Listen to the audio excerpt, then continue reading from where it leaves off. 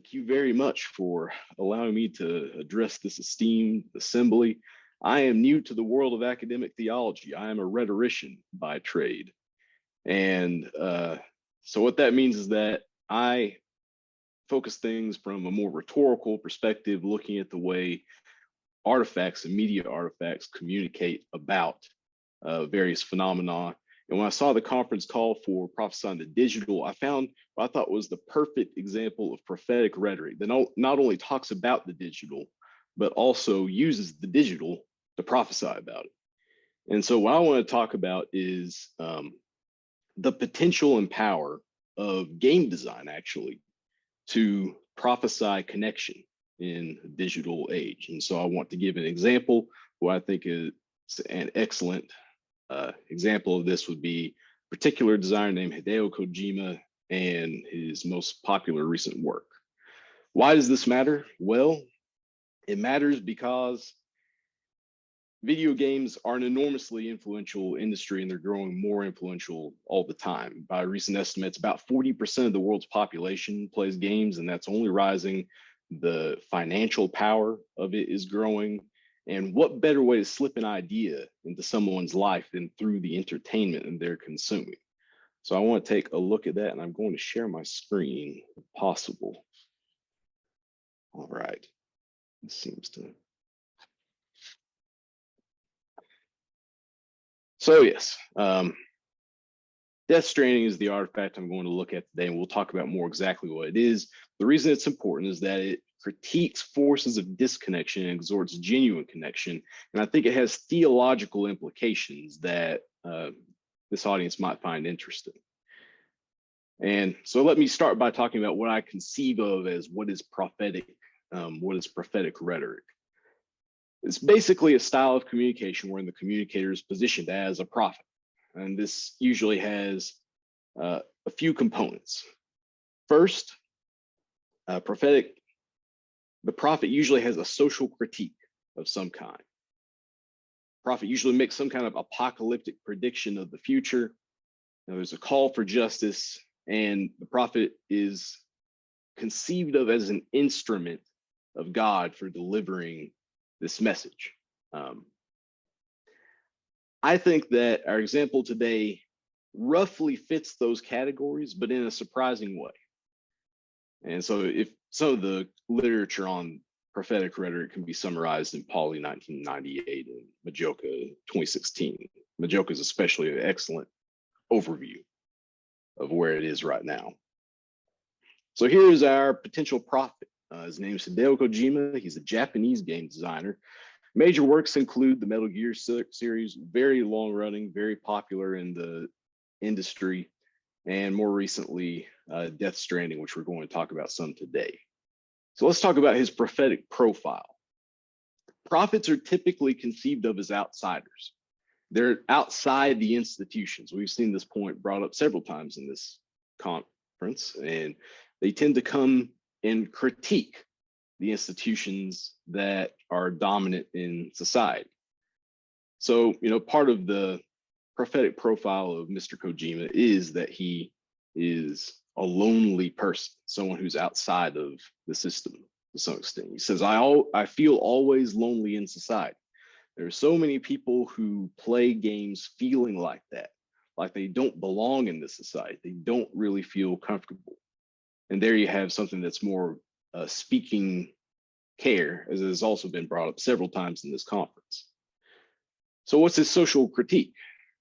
Well, he wants to critique loneliness as a broader, almost metaphysical phenomenon, the way he talks about it. The game we're going to talk about is directly inspired by events like Brexit, like Trump's election.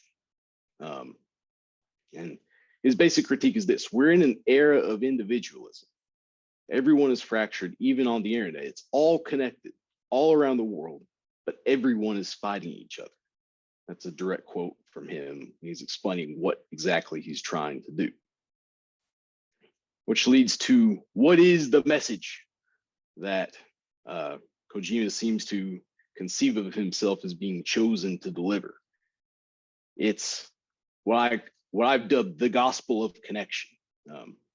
This is his good news that he wants to say.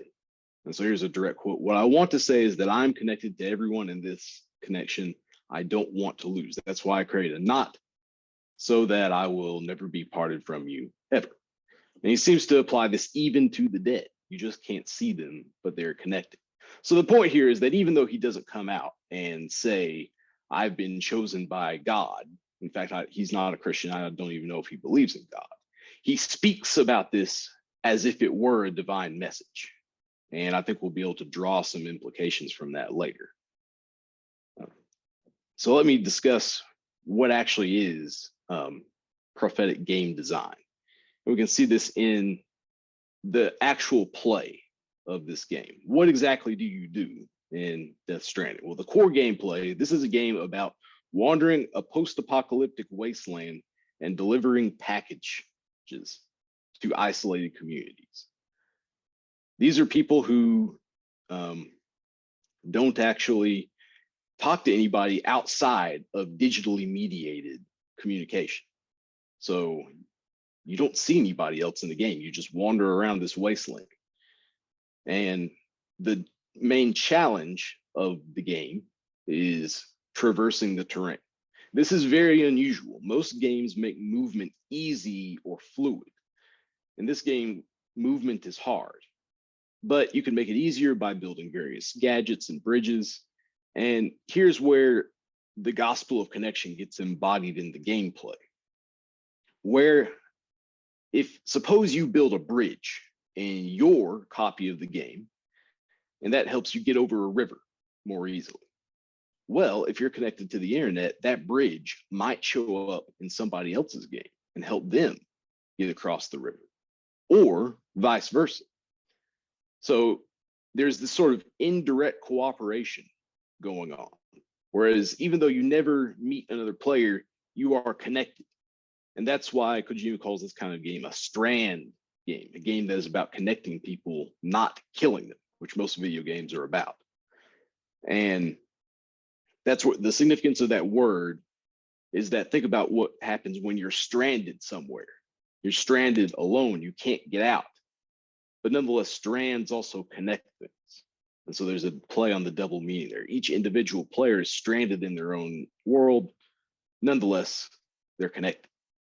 So that's where it's in the gameplay, but it's also in the narrative. What is the story basically about? Well, trying to summarize this story is very difficult. So you'll have to settle for what is basically a watered down version.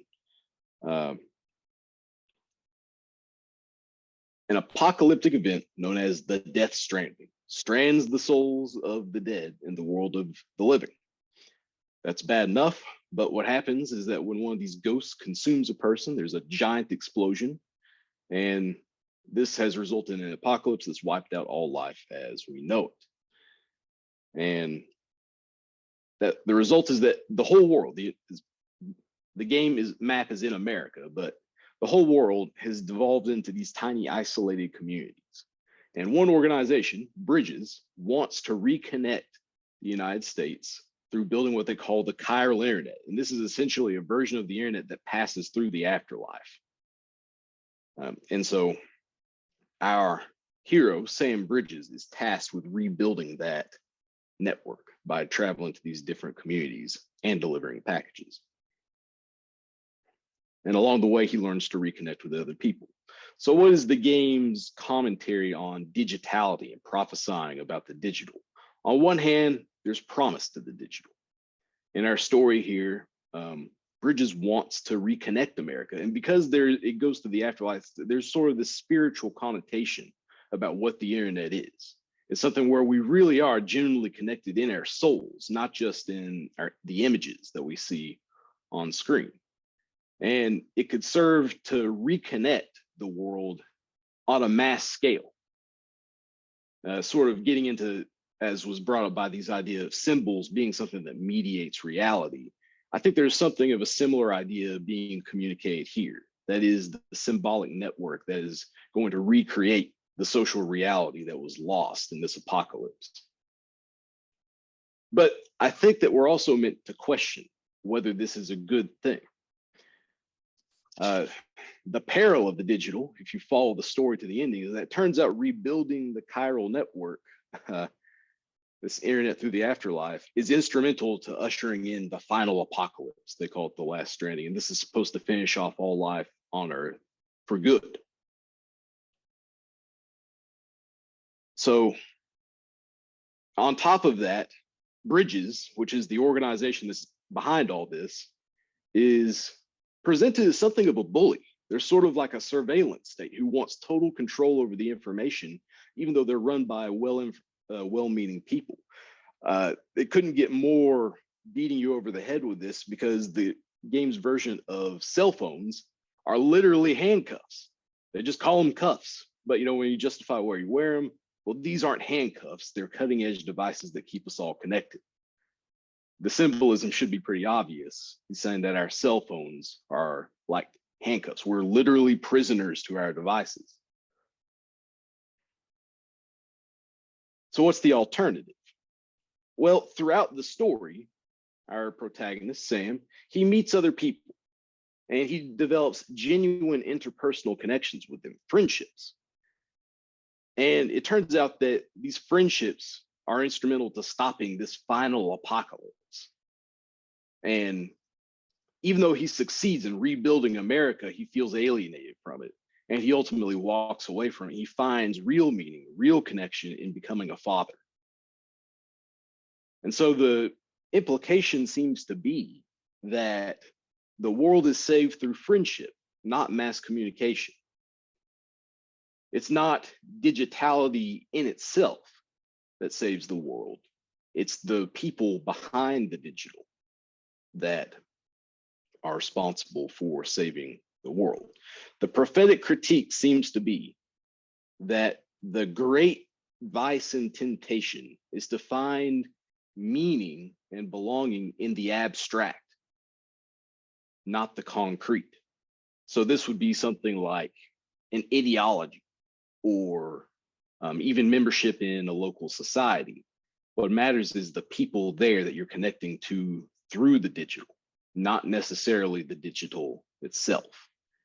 Because if you focus on the digital itself, the critique seems to be that the result is going to be a lonely death. Now, this would have been a remarkable message all on its own, but there's a lot of the social critique element of what makes a prophet, an outsider critiquing the institution. But what makes it especially seem prophetic was that this was released in 2019. And just a couple months later, the whole world was in lockdown. The image on the left here is a screenshot from the game. You can see that our protagonist is trying to carry as many packages as he can over this rugged terrain. But to the right there in 2020, Shanghai, China, we see a delivery man who looks remarkably similar.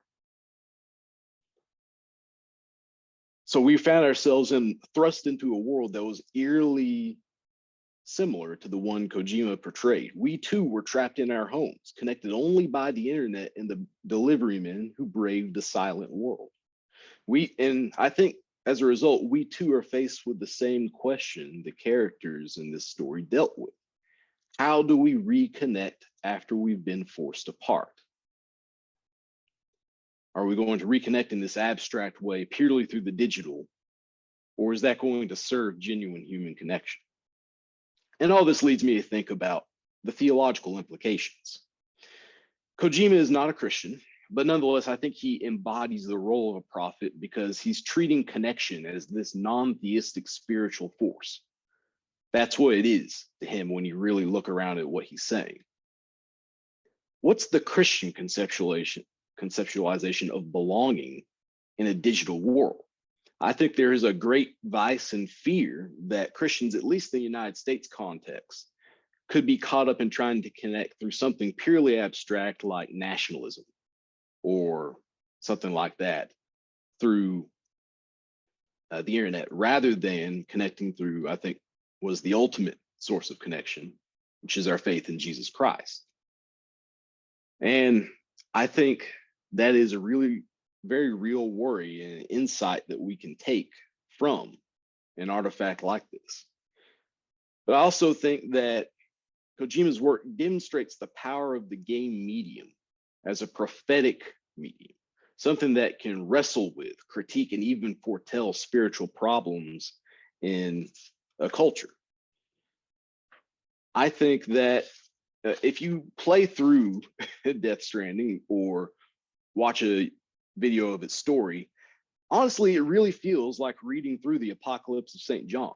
It feels like reading through the book of Revelation. You have all these surreal imagery, things that don't seem to fit together in neat chains of events, but nonetheless, it seems to be saying something and saying something important. I think that a truly great message is one that cannot be spoken plainly.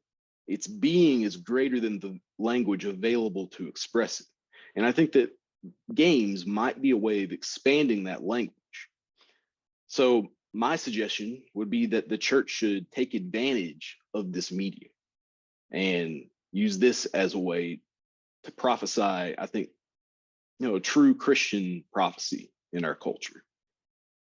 So, in conclusion here, I just want to say that Mr. Kojima is an example of a prophetic game designer, one who uses the digital medium of video games to prophesy in a digital culture.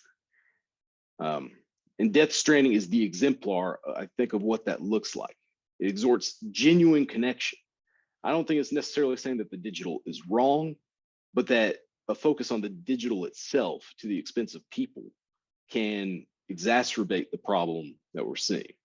And so I think that game design can be serve as a form or a medium of digital prophecy. And that's all I've got.